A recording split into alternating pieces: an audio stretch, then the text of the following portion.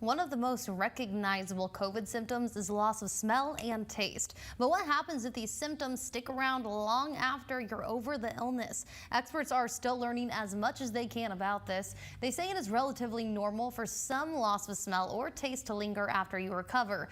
But if it's been weeks, you might want to see your doctor. Things like persistent shortness of breath, headaches, or fogginess after having COVID could also point to some serious issues. They're probably going to need to check with their primary care physician, and usually a neurologist might need to see them to check for different things, but they need to start with the regular doctor for evaluation for other causes rather than assume this is just COVID and done. Dr. Hassoun says loss of smell and taste usually only come after being infected by the virus, and you shouldn't experience this after getting the vaccine.